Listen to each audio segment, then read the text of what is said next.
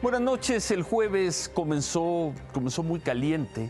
Temprano, el INEGI informó que la inflación anualizada había alcanzado un muy alto 7.29%. 7.29% la inflación anualizada. Eso temprano. A media mañana sesionaría la Junta del Banco de México, más bien daría a conocer la Junta del Banco de México que tanto, ya no tanto si subirían los intereses bancarios, sino qué tanto subirían con una inflación tan alta.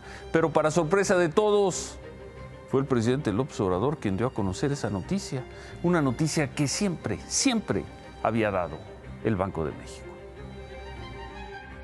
Ayer aquí el Banco de México aumentó la tasa de interés 0.50, vamos a tener una tasa de interés de 6.5. Luego de eso, el presidente López Obrador se fue a Acapulco a reunirse con los banqueros. Sea usted bienvenido a Guerrero, señor presidente. Hoy, con la receta eficaz de primero los pobres, podemos aspirar a una política verdaderamente equitativa. La convención bancaria recibió esta tarde al presidente López Obrador en un encuentro al que asistieron los secretarios de Hacienda y de Gobernación y los legisladores de Morena que presiden el Senado y la Cámara de Diputados, así como la gobernadora del Banco de México. Y ahí donde alguna vez merodeó el riesgo de que se soltara un tigre, del que habló como candidato a la presidencia en tiempos de campaña, hoy rondaba el tema de la inflación.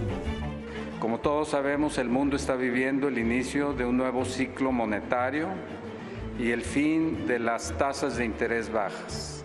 La tensión política en Europa prolongará la interrupción de algunas cadenas globales de valor y tendrá efectos sobre los precios. Pero también hizo eco un reconocimiento de los banqueros al cambio político que se dio en 2018. Y supo aprovechar la oportunidad que se le presentó para darle voz a esa parte de la población que jamás, que nunca había sido escuchada. Eso es algo que tenemos que reconocerle y agradecerle. Ahí hay una gran lección. Debemos escuchar todas las voces y atenderlas adecuadamente. Y una solicitud. Señor presidente, por supuesto que podemos disentir en la forma de pensar y actuar, pero si queremos caminar más rápido, debemos tener una comunicación más constructiva. Ayúdenos a crear condiciones de confianza y certidumbre y a traducirlos en crecimiento económico. Aprovechemos juntos su mandato para atraer inversiones, industria y modelos de negocio que sean incluyentes y sustentables. Aunque no hubo respuesta inmediata a esa solicitud, el presidente López Obrador aprovechó el momento para disculparse con la gobernadora de Banjico por haberles ganado la nota en la mañanera y compartir el dato del aumento en la tasa de interés. Pensé que ya se había hecho público y hoy en la mañana hablé del tema, pero quiero decirles que reafirmo mi compromiso de respetar la autonomía del Banco de México.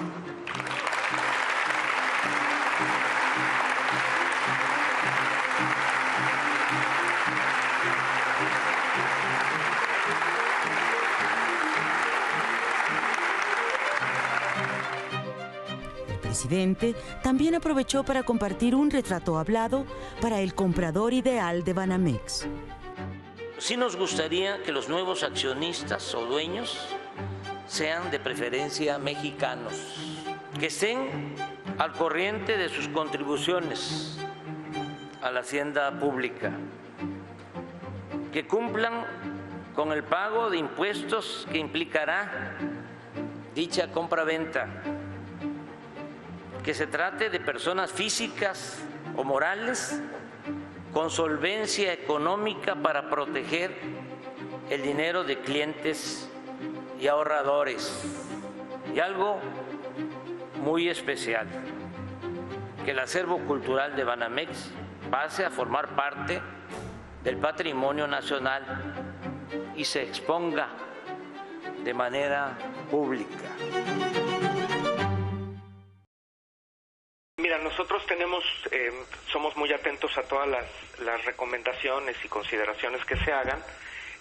Dentro de nuestro proceso buscamos 4 criterios, como comentaba. Si es el valor de los accionistas, como número 1, sí. Pero número 2, buscamos también una estrategia alrededor de los 22 millones de clientes que están ahí, una estrategia alrededor de los 38,000, 39,000 empleados que estamos laborando en el grupo, y finalmente, qué estrategia se tiene sobre el compromiso en las comunidades donde trabajamos.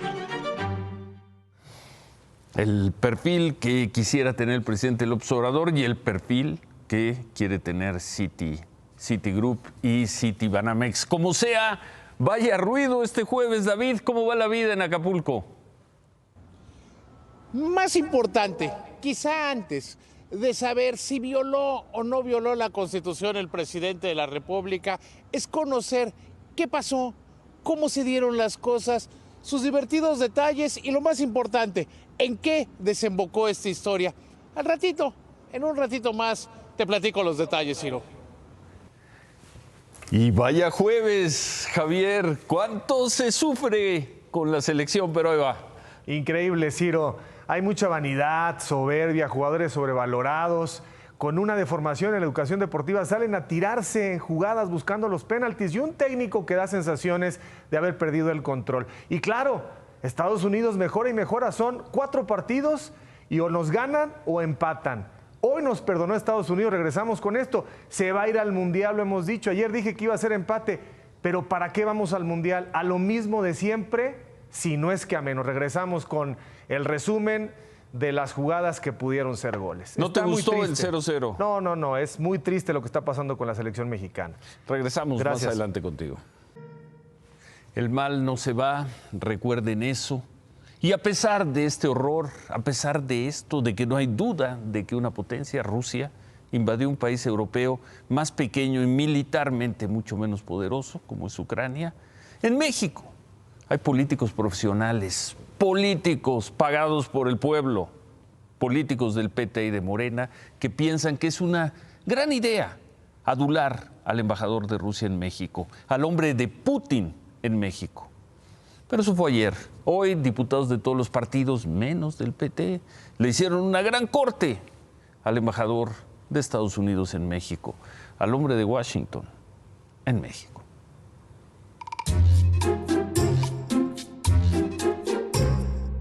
Hay países como China, países como India, países como México, que a la orden del tío Sam nunca van a contestar yes, sir.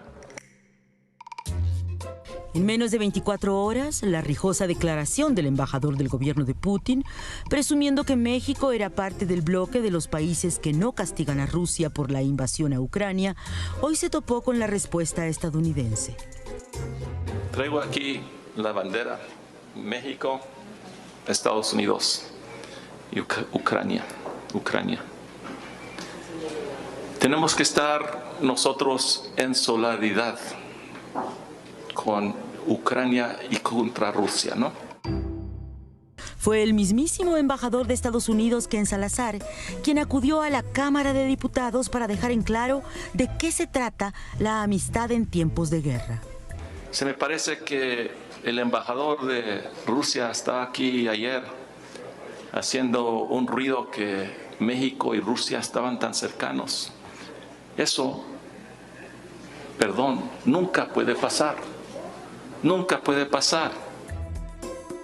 La bancada de Morena, que hace 2 semanas le hizo el vacío a la embajadora de Ucrania y que ayer se sumó a sus aliados del PT para proclamarse amigos de Rusia, hoy se vio obligada a las explicaciones en voz de su coordinador. Lo hemos condenado de manera enérgica. México no, de ninguna manera, bajo ninguna forma, con ninguna expresión, ni con la instalación de comités, cambia su posición en la que repudia la invasión de un país a otro. Porque en eso que los legisladores llaman la diplomacia parlamentaria, hay de amigos a amigos, para la foto y las declaraciones, y amigos socios que no pueden escapar a las definiciones estratégicas. en la Guerra Mundial II no había ninguna distancia entre México y los Estados Unidos. Unidos así contra lo que estaba haciendo Hitler. Agasajado con un cinturón de plata y el compromiso de estrechar lazos y trabajar juntos, el embajador dejó ahí el desafío: que los diputados y que México no abandonen al pueblo de Ucrania. Que recuerden lo que hicieron los presidentes Lincoln y Benito Juárez. Cuando se ataca a una familia, si alguien le pone una amenaza a una familia, se une la familia. Aquí hablamos nosotros del grupo de amistad, México y Estados Unidos. Así que con la convocatoria del morenista Miguel Torruco para instalar hoy el grupo de amigos México-Estados Unidos, pasaron lista los coordinadores de las bancadas. Rechazamos la invasión de Rusia a Ucrania. Y por conducto de Margarita Zavala, los diputados del PAN le contaron al embajador Salazar que ellos no participaron de la amistad con los invasores. Lo mismo hizo el PRD y Movimiento Ciudadano. La única ausencia en la declarada amistad con Estados Unidos fue la de los diputados del PT, que ayer llenaron este salón de protocolo para darle calor al embajador ruso y que hoy fue escenario de la inescapable amistad con los vecinos. Lo que hizo Rusia aquí, atacando a Ucrania, es un ataque contra la libertad y el modo de vivir de todos nosotros. ¡Que viva México y los Estados Unidos! ¡Que viva!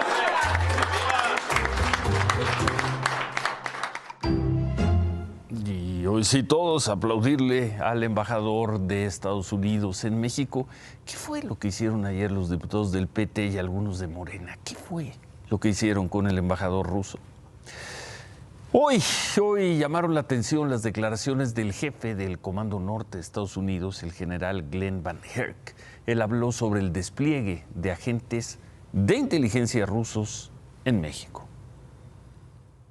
Migration, human trafficking, those kinds of things are symptoms in my mind of a broader problem, and that's transnational criminal organizations. And we see that happening right on our border in Mexico. My concern with that, Senator, is the instability it creates, the opportunity it creates for actors such as China, Russia. I would point out that the largest portion of GRU members in the world is in Mexico right now. Those are Russian intelligence personnel. And they keep an eye very closely on their opportunities to have influence on U.S. opportunities and access. No precisó cuántos son, en dónde están, cómo operan, pero pues según esto México es una especie de espacio abierto para los espías rusos que estarían operando en México justo en este momento. Un mes de la invasión rusa a Ucrania. Las tropas rusas mantienen el asedio e impiden la llegada de ayuda humanitaria. El cálculo de la ONU de personas que tuvieron que irse de Ucrania alcanzó hoy los 3.700.000. Un país, Ucrania, que día con día, y aquí lo hemos visto, aquí hemos presentado la crónica, día con día está siendo destrozado.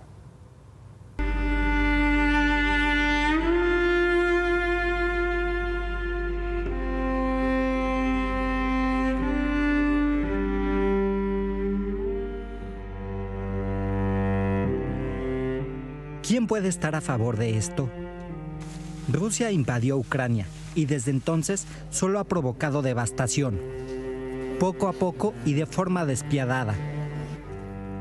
Hoy esto es Mariupol, una ciudad donde las personas tienen que hacer fila en el estacionamiento de lo que solía ser un centro comercial para conseguir algo de ayuda humanitaria. Esperan durante horas frente a edificios en ruinas. Más de 100,000 personas siguen atrapadas en Mariupol, sin agua, sin comida y sin calefacción. En el último mes, estas personas solo han visto la destrucción de su ciudad, de sus hogares. Todo mientras encuentran alguna forma de sobrevivir. A 80 kilómetros de ahí, el ejército ucraniano consiguió el que quizá es su logro más grande al cumplirse un mes de la bitácora de guerra. destruyó un buque ruso en Berdiansk. La batalla por el mar de Azov está lejos de terminar.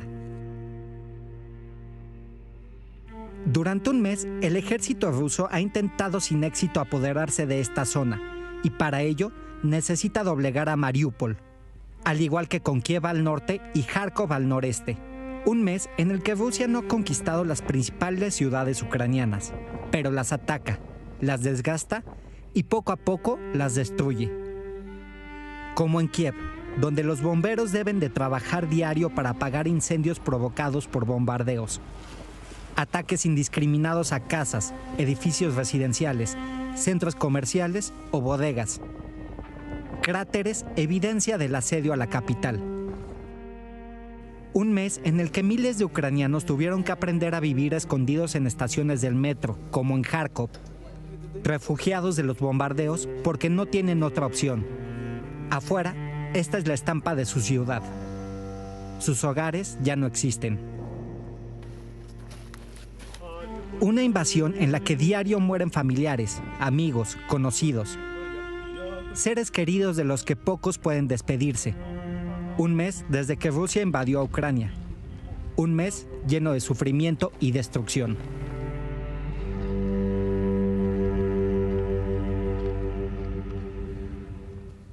Un mes en Bruselas, en Bélgica, se reunieron los principales líderes de Occidente. El tema, pues la invasión rusa. En el mismo día sesionó el Consejo Europeo, la cumbre del Grupo de los 7, y también hubo una reunión de los líderes de la OTAN, encabezada por el presidente de Estados Unidos, el presidente Biden, quien anunció que va a recibir a 100,000 refugiados en Estados Unidos. En las reuniones se habló de endurecer las sanciones a Rusia, pero en los hechos lo que se trató, al parecer, fue de mostrar unidad. Durante esta reunión de líderes de la OTAN, el presidente ucranio mandó este mensaje. Ми таке відчуття, що ми у сірій зоні між Заходом і Росією, але захищаємо всі наші з вами спільні цінності. І захищаємо всі ці цінності вже місяць. Місяць героїчного опору, місяць найчорніших страждань. Сьогодні скільки людей вбито, скільки мирних міст зруйновано.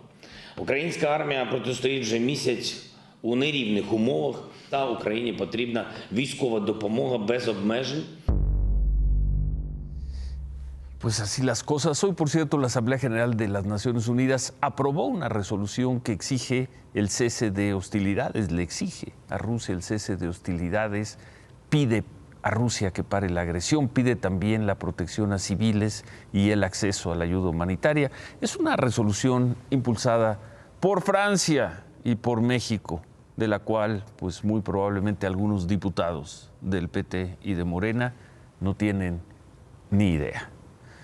En otras cosas, la Secretaría de Seguridad de la Ciudad de México informó que detuvo a 136 personas en 74 operativos, esto en Xochimilco, Gustavo Madero, Tláhuac y Coyoacán.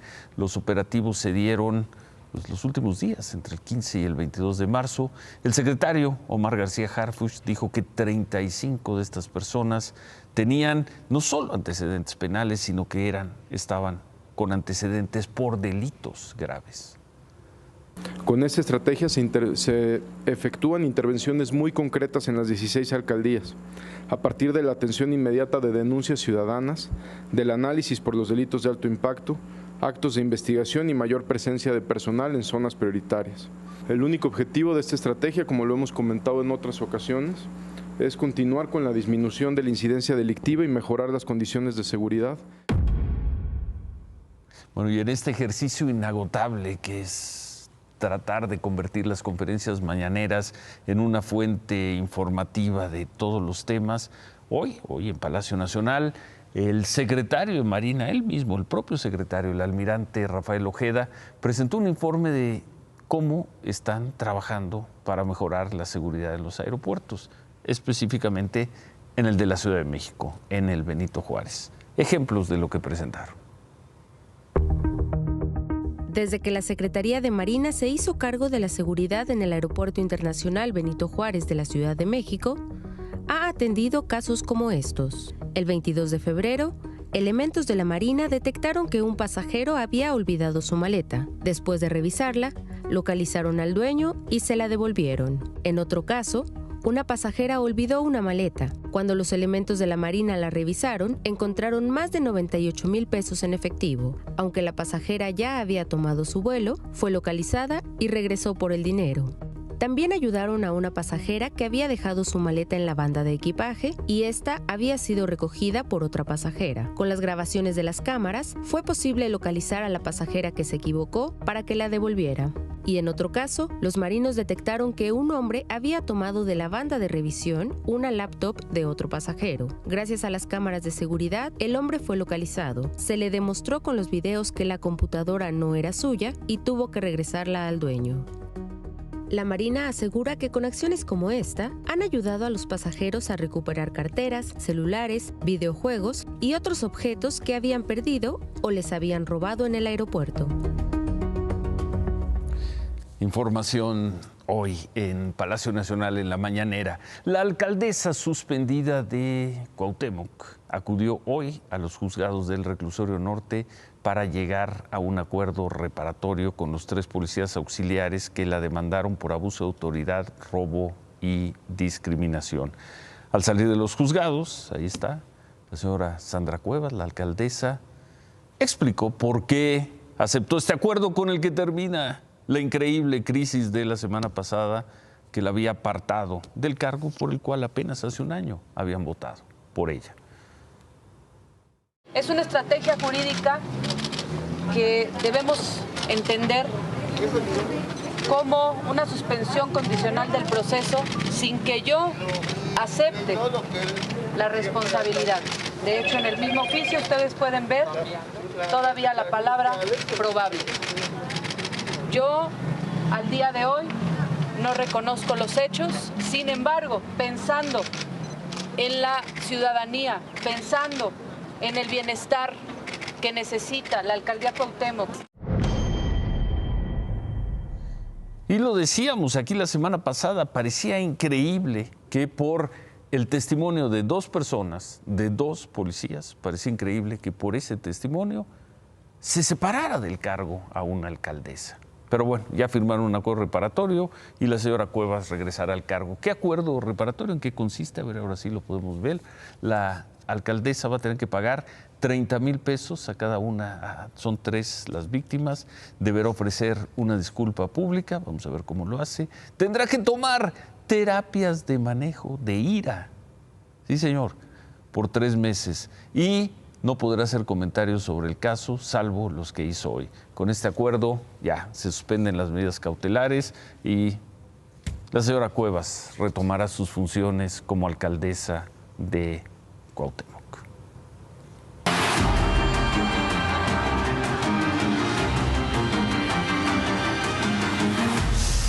Con muchos problemas, pero lo que decíamos anoche, el apocalipsis del agua no ha tenido la fuerza, el impacto que algunos pronosticaban la semana pasada. Están viviendo una situación muy difícil, pero bueno, la crisis no ha desbordado a la zona metropolitana de Monterrey.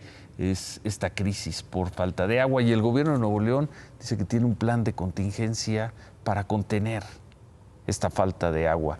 Efectos que además están diciendo que se pueden agudizar, pero con esto es con lo que van a salir a hacerle frente.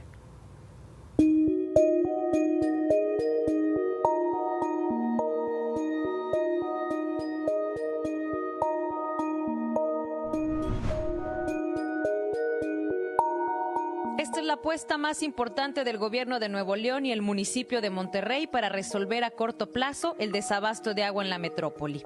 Los pozos someros. Estos pozos, encontrados a 30 o 60 metros de profundidad en el manto acuífero, pueden empezar a abastecer agua a la población a tan solo un mes de haber sido excavados. Es una solución emergente, definitivamente, porque son pozos someros que se pueden perforar con rapidez y obtener agua con rapidez. Ciertamente, una vez que estén ahí, pues nos van a servir en el largo plazo. El único tema con los pozos someros es que su acuífero es pequeño, entonces no dura mucho tiempo, pero al mismo tiempo se recarga con una lluvia muy rápidamente.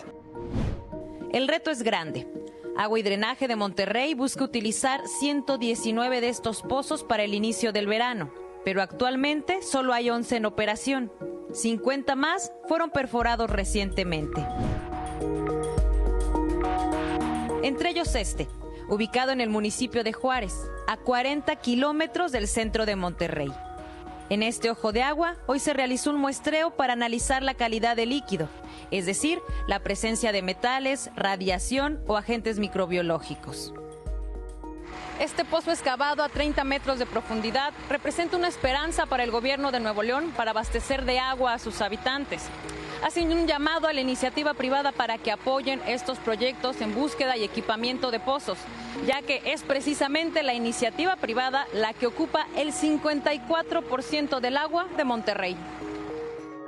El llamado de autoridades municipales a los empresarios para que les donen algunos de los pozos con los que cuentan ha tenido una respuesta muy lenta. Lo que ha habido es un poco de burocracia dentro de las empresas, que se le tienen que pedir permisos a demasiada gente y esto estaba haciendo que las cosas se tardaran y nosotros tenemos mucha urgencia. La crisis es tan seria que, como pocas veces, las autoridades aceptan que son víctimas de su propio desarrollo industrial. El reto es enorme. Lo reconocemos todas y todos, pero nuestra voluntad es muchísimo más fuerte y más grande que el reto. En Nuevo León y en Monterrey somos gente resuelta, que se ha levantado de grandes crisis y siempre ha logrado salir adelante, gracias a su inquebrantable espíritu. Las autoridades están positivas en que para junio vendrán buenas lluvias en la región y todo mejorará. Pero mientras eso llega, la estrategia de los pozos someros avanza, aunque hoy por hoy no se sabe si el esfuerzo será suficiente. Y en la tarde se controló por completo el incendio en el Cerro del Teposteco, Tepoztlán, en Morelos. Ya se reportó un control absoluto y bueno, hoy fue el último día para combatir el combate aéreo del incendio, pero la vigilancia para impedir que se reavive va a permanecer, según se informó, una semana más. Se contabilizan 115 hectáreas dañadas.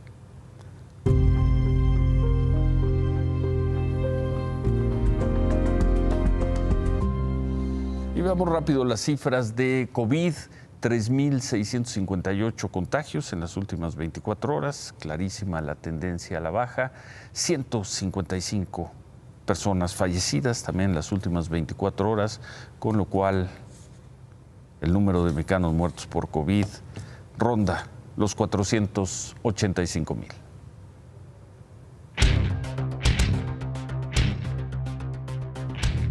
David, buenas noches. ¿Qué día hoy en la Ciudad de México y sobre todo allá en Acapulco? David, buenas noches. Día que termina siendo divertido. Hoy por la mañana muy temprano, como ya lo veíamos, el presidente dijo que había subido la tasa de interés medio punto y que se ubicaba en 6.50. Y ahí a rasgarse las vestiduras todo el fifisaje, que si tenía que haber una investigación, que se tenía que determinar quiénes habían sido los miembros de la Junta. Es más, no faltó quien dijo que se tenía que repetir la Junta con otra decisión de política monetaria. Pero la realidad es que sí, quizá el presidente pecó de falta de información. Y voy a decirte por qué. Siempre la Junta de Gobierno es un día antes de que se dé a conocer la decisión de política monetaria. Asisten los 5 miembros de la Junta de Gobierno, más el secretario y el subsecretario de Hacienda. Es común que se diga qué pasó, más o menos común, más o menos conocido. Es más, si ves los tweets de Jonathan Heath, tienes una probabilidad de atinarle de casi el 90%. Pero el presidente hizo algo muy interesante para cortar estas críticas. Sale y creo que por primera vez durante su administración ofrece disculpas a la gobernadora de Banco de México, a la Junta de Gobierno y a otra cosa. Fue un asunto, diría yo, divertido, pero que nos está distrayendo de algo que es mucho más importante. Divertido, al final es divertido, Es anécdota. Nadie tomó ventajas. El 80% de los encuestados por Banco de México decían que iba a subir medio punto. Es más, el padre del análisis superior publicó hoy en la mañana que iba a subir medio punto. No había sorpresa, no era que dijera que iban a subir y bajaron, no había sorpresa. Termina siendo divertido ver cómo algunos se rasgan las vestiduras, se avientan desde las azoteas, preocupadísimos, cuando en realidad fue una falla. Sí, falla de forma, no una falla en el fondo. Y esperemos que después el presidente haya aprendido que un día es la Junta de Gobierno y al día siguiente se da la información, la decisión de política monetaria. Es divertido, o a lo mejor el clima tropical me tiene de buenas. Sí, estás muy relajado allá en Acapulco. Oye, ¿y qué ganas tenían los señores banqueros de aplaudirle al presidente? Qué bárbaro. Andaba todo muy aplaudidor porque en cuanto el presidente le ofrece la disculpa a la gobernadora de Banco de México y a la Junta de Gobierno, fue el aplauso más grande. Estaban contentos de ver al presidente, estaban de buen humor viendo al presidente y el presidente también estaba de buen humor. ¿Por qué amargarnos pensando en si se violó o no se violó la soberanía de Banco de México cuando los hechos no pasó? Sí, sigue disfrutando el buen clima. ¿Rematas tú? ¿Mandas tú el remate? ¿Lo mando yo? ¿Cómo quieres? Como tú ordenes, porque ando en modo tranquilo. Entonces manda tú el remate. Padre de la Ley Superior, por favor, remátala. La inflación está muy alta, sigue cerca del 7.3% y las decisiones de política monetaria, que es lo relevante, parece que están siendo insuficientes. De eso sí nos tenemos que preocupar, pero ya será mañana. Bueno. La UNAM y el Colegio Nacional confirmaron la muerte del gran astrónomo mexicano Arcadio Poveda. Tenía 91 años. Durante décadas, don Arcadio participó activamente en la investigación astronómica en México, en la UNAM. Fue reconocido a nivel mundial por haber desarrollado el método Poveda, clave para el estudio de las galaxias. Desde 1989 formó parte del Colegio Nacional. En aquella ceremonia de ingreso dijo: yo he sido muy afortunado de haber disfrutado ese exquisito, irreemplazable e íntimo goce de haber juntado algunas piezas sueltas del gran rompecabezas cósmico. Descansa en paz, don Arcadio Poveda. A ver, el que no está tan relajado es Javier Alarcón con las tristezas de la selección mexicana. Y regresamos y le damos otra vuelta a esta cosa increíble de los mexicanos políticos profesionales que siguen apoyando al señor Putin y al gobierno del señor Putin. Volvemos. Un mes, ahí están las imágenes. No hay mucho más que comentar. Rusia invadió Ucrania. Rusia sigue destruyendo a un país infinitamente menos poderoso. En la Guerra Mundial II no había ninguna distancia entre México y los Estados Unidos. Unidos así contra lo que estaba haciendo Hitler, lo que hizo Rusia aquí, atacando a Ucrania, es un ataque contra la libertad y el modo de vivir de todos nosotros. Y salvo para algunos diputados mexicanos, no habría mucho más que comentar. Se quedan con ¿Qué importa? Gracias, buenas noches. Ánimo.